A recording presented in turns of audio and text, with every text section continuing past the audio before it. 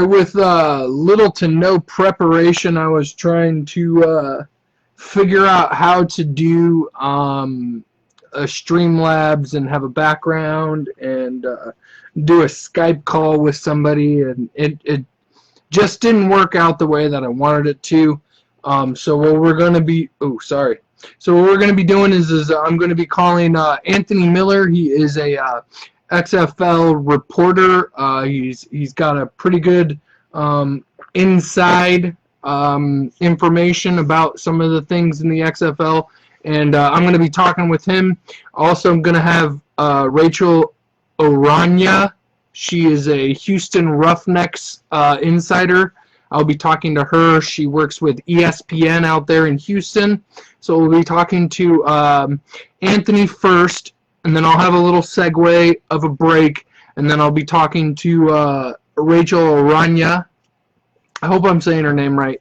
But Anthony Miller, Rachel, and then make sure you guys check out for on Game Changer Sports Network. I will be doing, so what I'm doing with the green screen back here is I'm going to take and edit this video down and put some stuff in the background for our conversation later, and then I'll edit all of the video and then put background stuff up behind me, so you guys will get the raw footage here on Talk Interference Sports, and then on Game Changer Sports Network you'll start seeing the edited stuff on the background of the green screen.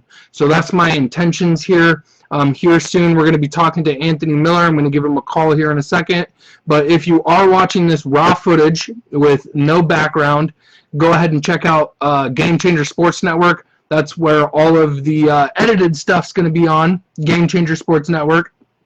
And if you are watching the edited version, go check out Talk Interference Sports. That's my page, where we just do the live calls and we just start talking to people, and you see how the conversation really goes before all of the edited stuff. So this is what I'm going to start doing now that I'm kind of doing this on my own. I got a lot of stuff going on where I'm going out to these the practices for the Dragons. I got credentialed to go to the actual games, so I'm going to be going to Seattle Dragons games. So there's going to be a lot more coverage that I'm going to be giving to you guys from Talk Interference Sports, and it's all going to be posted on Game Changer Sports Network. So make sure you guys go check all that stuff out. If you're going to a sporting event, concert, anything like that, go to SeatGeek.com, use promo code GCSN, get $20 off of your purchase, and we'll, help us out. It helps us out, or helps me do what I'm trying to do here. So go ahead, use that promo code GCSN, $20 off. And so now I'm going to go ahead and give Anthony Miller a call. He is a journalist. He is got an inside track on what's going on with the XFL. So, yeah, let's go ahead and do it. Give him a call. And thanks to anybody who is watching. I appreciate you guys. Here we go.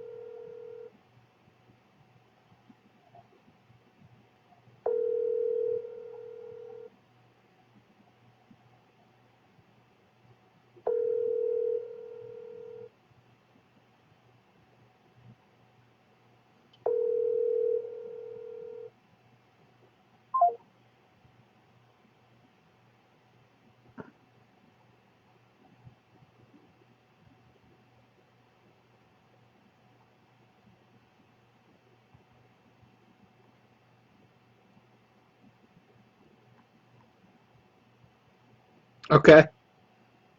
We're having some technical issues here. Let's see how this goes, I guess.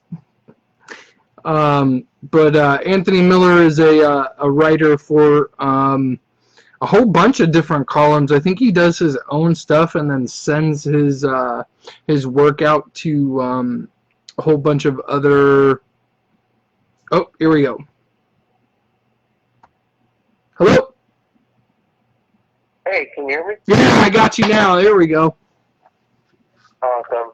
Okay, cool. Sorry about all that delay, man. I was just having some issues on my end, so sorry about that. No, you're good. It's all good. All right, so thank you for taking the time out of your evening to have a chat with me. Yeah, thanks for having me. Appreciate it. Yeah, for sure. So tell anybody who is watching or listening to this where we can find your work and what you've done. You were previously on morning radio in Texas, right? Yeah, so when I was in college, it was back in like 2014, 2015. I was a host for the morning show for Newsday Amarillo, where I was the morning sports anchor. So I got a chance to do that. I haven't really been in sports since college, as I was a news reporter for about 2.5 years. But up until last August, I kind of got back into sports writing. So right now, I'm doing XFL coverage for XFLBoard.com.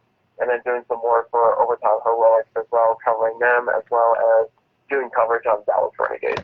Okay, cool. So you specifically work for covering the Dallas Renegades then?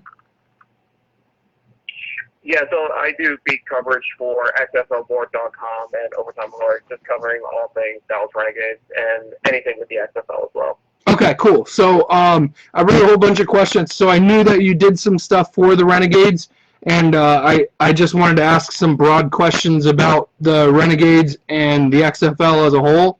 So whenever you're ready, we just jump right into it, I guess. Yeah, cool. I'm ready to go. All right, so we're almost into Game 2. What is your opinion on how the XFL Week 1 turned out, and what are some of the things that stood out to you most? I think it turned out better than expected, to be completely honest with you. I was kind of expecting there to be some kinks and some, maybe less than stellar performances from the teams overall, but I felt like, comparing it to the Alliance last year, I thought the play on the field was really good. I thought it was better. I thought it was more crisp. I thought the quarterback play was a lot better, which I know was a big emphasis for the league to make sure that the quarterback play was better. And it was, than what the Alliance had. So I think it was a big plus for the league. I thought the rule changes made the game more exciting as well. I know a lot of people were overwhelmingly excited in terms of the kickoff rules and how they were set up and how it set up more returns. So I think a lot of fans were excited to see that. I was excited to see that as well. So I think that played a big role. I think the play clock going down to 25 seconds was big as well. As the game felt a lot quicker, there was a lot more plays being thrown in. So for me, overall, I thought the experience was really enjoyable, and I'm actually excited to see the next few weeks because I think the game's only going to get better, and I think the performances are only going to get better. So I'm really looking forward to seeing how these guys all come together once everything starts clicking. Yeah, so like I was reading that when the AAF rolled around, some of these guys' agents were telling them like, the XFL's coming here soon. Why don't you just hold out until the XFL starts coming? And do you think that's part of the reason why we have better play in the XFL than what we were seeing in the AAF? Yeah, I mean, I really hate to say this, but I think the Alliance kind of folding the way it did was probably a huge benefit to the XFL because they just ended up getting a lot more talent out of it. We've seen probably 40% of the league being from the Alliance. And that's because all those players were good last year, and they got a year under their belt to, be a part of something that was brand new. So it was definitely a benefit to the league. I think the play has definitely shown that, a lot of these guys that were in the Alliance, guys like Nelson Spruce and Brandon Silvers, they got a year under their belt to be stars in the Alliance. And now in week 1, they seem to be performing really well. So I think that was a benefit to the XFL to have the Alliance as kind of a stepping stone because now that it's showing that the play on the field is a lot better than what we saw last year. Right, I totally agree with that. So while we're moving on to the talk of the play and performance of the players, how do you rate the quarterback play in comparison to the AAF? I mean, obviously some of these players have been in the AAF and played in the AAF, but I feel like there's just a little bit more talent and there's a little bit more tools. And I mean, the level of play that these quarterbacks did, I mean, PJ Walker just had himself a day. And I don't think there's anybody who played in the AAF that came close to the performance he had in week one. No, and you're exactly right. I think the play of the quarterbacks were a lot better in week one than it was for the Alliance last year. I mean, I would say the only quarterback that maybe would be able to compete compared to PJ Walker was Derek Gilbert when he played for Orlando. He was really the standout quarterback in that league, and it showed. He ended up getting a backup job with the Cleveland Browns, so that ended up working out really well for him. In terms of how I would grade the quarterback, the Alliance, I'd probably give about a C plus for how they performed in week one. The XFL, I'd probably give them around a B. I felt like, guys like PJ Walker had a really good game. I was on hand for the Dallas St. Louis game, and I'll tell you, Jordan Chiamo looked really good. He actually surprised me because he's essentially the only rookie starting quarterback, heading into that week for, in the XFL. So just saying, seeing Jordan Chiamo and the athletic ability that he has to be able to scramble and make plays with his arm as well. He looked really good. PJ Walker by far was the best player of the week, and I think he's probably going to be an early favorite for the MVP. Just, same with Jordan Giammo. He could do a lot with his legs, and he's got a really strong arm. He was very accurate, and he's in a very, a very quarterback-friendly offense in the run and shoot. So it's going to be really exciting to kind of see how he progresses. I think there'll be, and then we're going to have Landry Jones this weekend, make his first start for Dallas. So I think that's going to be a lot of fun to see how he plays. I think he's going to be able to open up that offense a lot more. So I think the quarterback play is only going to get better, and we're also waiting for Josh Johnson to come back. So once he comes back in for LA to start for them, I think the quarterback play is only going to get better. Okay, yeah, so that's what it was. Excuse me. That was what one of my questions were going to be for you when we got into talking a little bit about the Renegades. But since you already brought it up, might as well ask you: how do you think that the Renegades will respond this weekend, and how much do you think Landry Jones is going to play a factor in this next game with them? I think fans' expectations are going to have to stay a little bit low this week, just because I think for at least the first quarter or two, it's going to take time for Landry Jones to get the feel of the game. He didn't get that chance to do it last week, so I would not be surprised if Dallas just gets off to a little bit of a slow start. But I can see the offense definitely opening up a lot more. I think, just based on the play calling last week, it looked like the offensive coordinator, Hal Mommy, maybe didn't have as much trust in Phil Nelson to be able to throw it deep as he would with Landry Jones.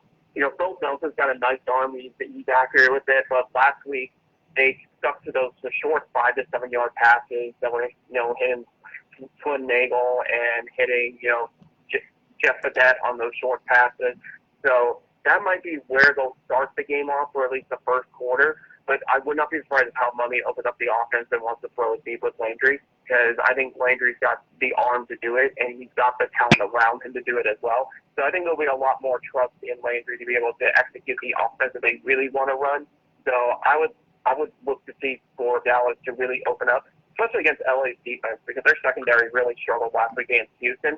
I think it could end up being a similar situation where the offense for Dallas could be throwing it all over LA all game long. Is this going to be a dumpster fire with the Wildcats firing their defensive coordinator as early as week one?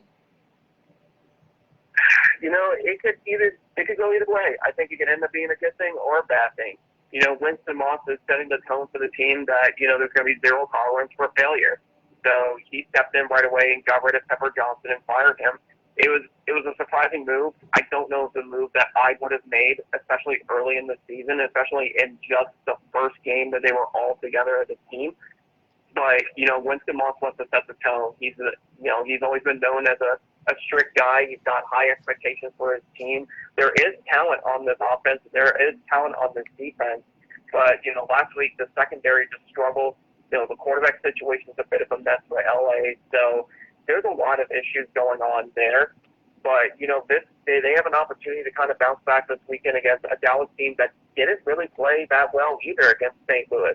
So this is kind of the perfect bounce back game for either LA or Dallas too. So it'll be interesting to see how the Wildcats do. I think we still need to wait a week or two before we get Josh Johnson back in there, and then we'll really see what this team is made of. But, I mean, and this is just my thought process on it. There's a 10-week season. So when you fall 0-2, how hard is that going to be to bounce back with only 8 games left? Oh, it's 10 times harder. I mean, I think the expectation is you probably have to go 5-5, at least 5-5 or 6-4 to make the playoffs. So that's kind of you can say that's the exciting part of the XFL is that every game counts. So, I mean, if you lose 1 game or 2 games, it may not be the end of the world. If you lose those first 2 games to start the year, it does make the rest of the season a lot harder for LA to kind of bounce back, especially in a West Division that has, the Renegades with the expectations of them being champions to what we saw from Houston last week, which they look like a really good team. And then even with Seattle, who is realistically 2 plays away from winning that game against DC. If they don't get that punt block or Austin Prohl doesn't fall on that pass route that ended up being intercepted for a touchdown, Seattle probably wins that game. I mean, they could have even not even fumbled in that red zone situation and scored and been right back into this game. Exactly. So Seattle is more than capable of winning games. That looks like a very talented team, especially in that backfield. So for LA, there's really no room for error because they have such a deep division to go after. If they were in the East, I would probably say it might be a little bit of an easier situation. But I feel like the West is just it's going to be a really competitive division. Yeah, I totally agree with you. So, back to the Renegades. With Landry Jones coming back in, do you see that them passing it last week to Lance Dunbar on dump-offs as much as they did is still going to be a thing? Is Lance Dunbar going to be kind of their workhorse, you think? I think for the type of offense they have, Lance Dunbar kind of fits with the system better. I think Cameron Artis-Payne does have athletic ability. He can catch out of the backfield. He did that a couple times last week, but he really struggled to open up lanes, and I think a lot of that has to do with the offensive line. That interior line just may not be as strong, and I think we saw that a lot with the XFL teams. I think it's going to take a couple weeks for these linemen to kind of mesh together and be able to build that rapport. So you got to be able to run outside if you can't hit hit the A or B gap. So you saw with guys like Lance Dunbar or Matt Jones who were able to run outside and have more success with that. So I think that's where the running game is going to have to be for Dallas. So you look at guys like Marquez Young and Lance Dunbar who have a little more speed to them. They'll probably be more successful with those outside runs. So, but I still think Cameron Artis-Payne is going to have a big factor in the running game. It's just going to take a little time. Also with Lance Dunbar, he's just athletic. He can catch the ball out of the backfield. He can run outside. So he's just more of a weapon for the Renegades to have. So he'll probably be in more plays because they can throw him out in the slot and, be a receiver, or they can, have him run to the outside and shotgun formation. So I just think that Dunbar right now is probably a better fit until that line can kind of mesh together. And then you see probably by week 3, week 4, Cameron Artis-Payne will probably start picking up the pace. Okay. I mean, and then that's not surprising because Lance Dunbar has he's not, decorated in the NFL, but, he made a name for himself in the NFL for a little while. So, that's not really too surprising to me. The third down conversion all across the board in the XFL was pretty eye-raising to me. Do you believe that that it's because of how early that the season is that we've had as little success on third down conversion was the contributing factor? Or, I think only one team got 50% in the third down conversion. Do you think that this is going to progress as the season goes on?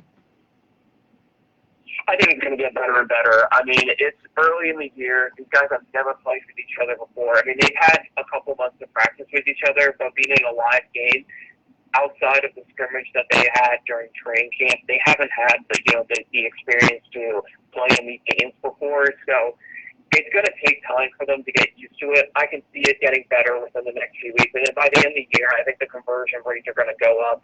I just think a lot of it is just, players are trying to mesh with each other. They're trying to get used to each other. Quarterbacks are trying to develop relationships. The receiver, the O-line is trying to, be able to form together to, have better blocking. Defense is trying to learn signals, and, how the plays are being called in is a lot different. So, you got to give them a couple weeks to get used to it, and then the play's going to get better by the time it's, in the next couple weeks or in the beginning of March, you'll start seeing better plays. So it's just a matter of being patient, building that rapport, building that relationship, because it's going to get better. It always does.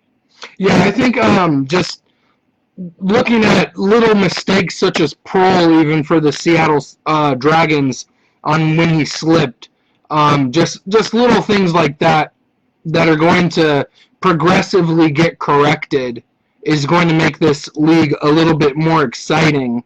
So as we're talking about that, I want to know what you thought the biggest surprise of the week was for you. I think for me, the biggest surprise of the week was probably how good Houston was. I think we all knew that this was going to be a very fast-paced, exciting offense. But I guess for me personally, I just didn't think P.J. Walker was that good. Like, I knew he was good, and I knew he was competing hard against Connor Cook during training camp, but, man, this guy is good. I mean, he's already the best quarterback in this league. His arm is just, his accuracy when throwing it deep was just impressive to watch. And he's got great mobility that he's able to kind of make plays with his feet when he has to. So I think P.J. Walker came out as a surprise. I think we all knew that he was going to be pretty good. I just don't know if anyone could have expected him to be this good. So he's probably going to end up being one of the MVPs of this league, and he's only going to get better. Like, there was probably some things that he could have worked on accuracy-wise with Houston last week, but that's only going to improve with having someone like Jim Jones as head coach. So he's only going to get better, which is kind of scary because he already had an impressive week one. Yeah, so in mini camp, in training camp, all I was hearing was, oh yeah, Connor Cook's going to be starting. Connor Cook's the guy. Connor Cook's our guy. And then when I found out that P.J. Walker was going to be the starter, boom, week one happens, and I'm like, okay, that's why. Yeah, it was a great decision by June Jones for sure, because I think a lot of people thought Connor Cook was just because of his experience and what he has done. But P.J. Walker is a decorated quarterback. He has all the passing records at Temple. So I think we already knew how good he was. Plus, he was playing under Matt Rule, and now he's an NFL head coach. So if that tells you much about the ability of P.J. Walker, that should really tell a lot. So I think this dude's going to be great, and it's going to be exciting to watch him play all year. Absolutely. I'm really looking forward to seeing how well they do the rest of the season. How well do you think that the sustainability for his success in week one is going to be as the season progresses? I think it's going to be interesting because, he played an LA defense that I think a lot of people were kind of skeptical about at the beginning. So I would like to see him against these good defenses, like DC and New York and even St. Louis. These are defenses that played really well in week one, so I would be interested to see how he does against those top-notch defenses because I just don't really see LA there right now with all the issues that they're having defensively. So it will be interesting to see how he handles those, but I think he just looks more than capable of doing it. He's got the arm to do it. He's got the mobility. And I think that's what you kind of need in the XFL because I think a lot of these teams have speed on defense. So, these quarterbacks are going to have to rely on their feet and their quickness to make some plays out there. So I just think his athletic ability alone already makes him a threat. So I think his passing's only going to get better. Yeah, I can't imagine that it's going to get worse, especially after we see how well that he did in week one. And there's going to be a little bit of time in between week one and, say, week 6 that happens where they start getting to know each other and knowing, oh, he's going to run this route a little bit faster or quicker than somebody else, and I can hit him at this time, or my blocking is going to be a little bit more established. So I'm looking forward to seeing how well PJ Walker does later on in the season. My question for you now is that the Renegades were the only team to lose at home. Where do you think that they need to improve most moving forward? I think it's a combination of, I just didn't think the pass blocking to the offensive line was that great. I think the O-line in general just had me a little concerned. I love the versatility of this offensive line, but it just wasn't really shown in week one.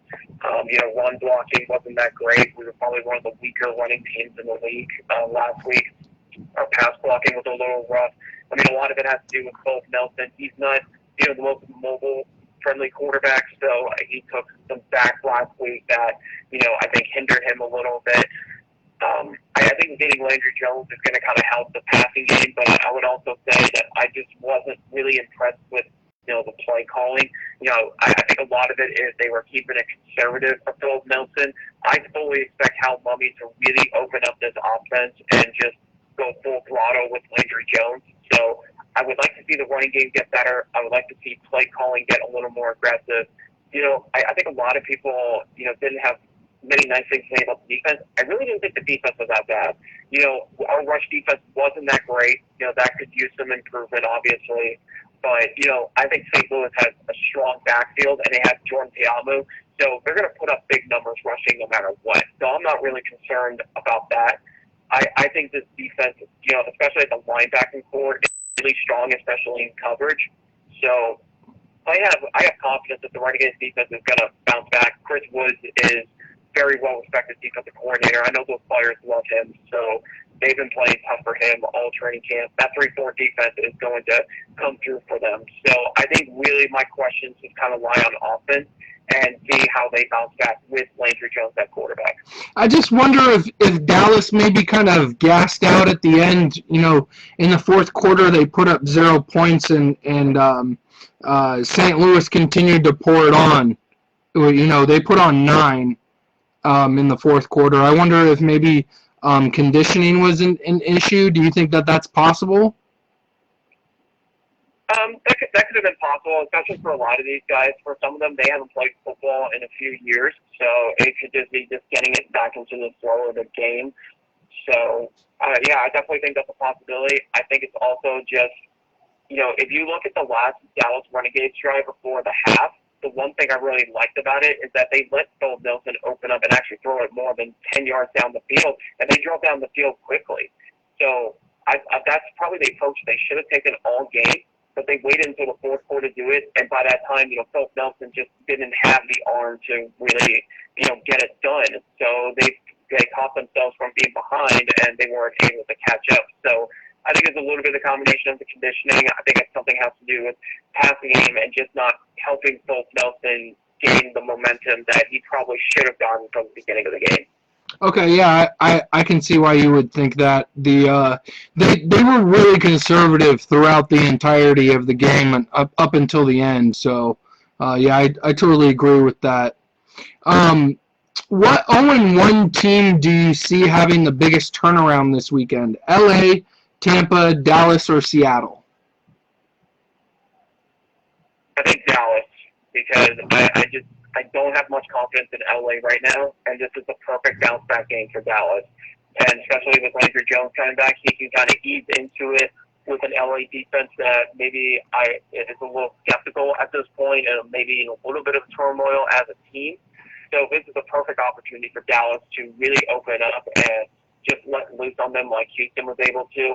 I fully expect Dallas' offense to be right back in action and being able to put up a lot of yards and a lot of points. They have so much speed at receiver that I think we're going to see them expose the LA secondary like Houston. Houston's got a lot of speed in their receivers as well. Guys like Cam Phillips and Sammy Coates who are able to exploit that secondary. I think we're going to see the same thing with the Dallas receivers as well. Okay. All right. Yeah, I think LA's going to be having some issues throughout the entirety of the season, especially after we saw what happened after week 1. And I think Dallas, after coming out and saying that Landry Jones is going to be coming back, they're going to be the most improved team. I don't see anybody else on this 0-1 list that could be topping that. So I agree with you there. What do you think of Seattle's overall performance last week? I got coverage of the Seattle Dragons, so I'm just curious of what you think about how they did last week. I really don't think they were as bad as people were making them out to be. I was actually impressed with Brandon Silvers. I mean, the second half wasn't great, I'll admit that. But, I've always liked his ability to throw the football, and, he can move it in the pocket when he needs to. Like, when they had him rolling out of the pocket a few times during that game, he looked to be a lot more comfortable out there in throwing it. So that's something that Jim Thorne is going to have to do a lot more with him.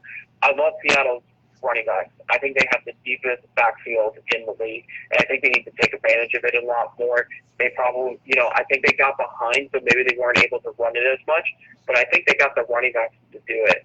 So I would love to see them running more with guys like Kenneth Farrell and Jaquan Gardner. Those are two guys that were fantastic in the AAF, and I think could be really great in this league as well.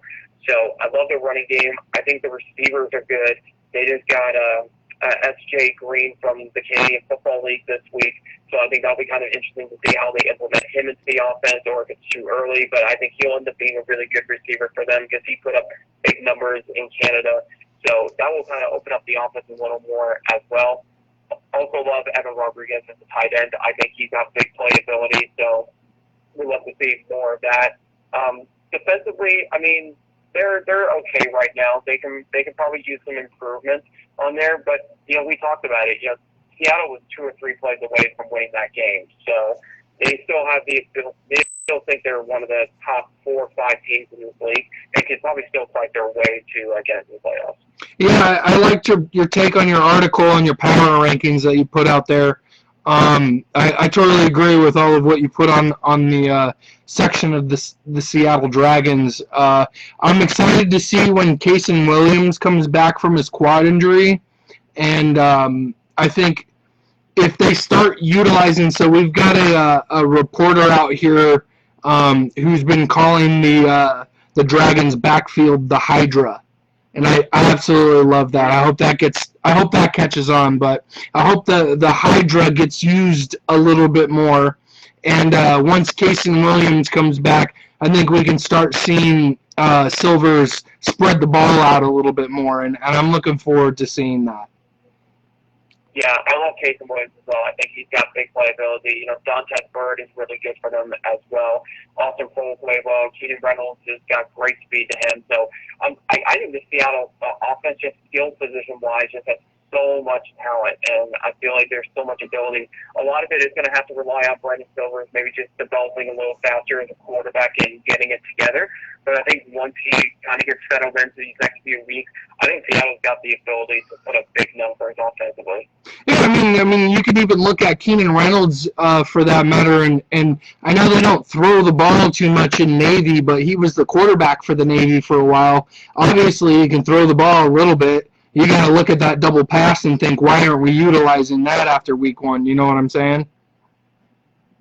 Yeah, definitely he would be good for that. And I think even B.J. Daniels would be really good at it as well because he's just so athletic. So they have enough weapons on there where they could do plenty of awesome plays.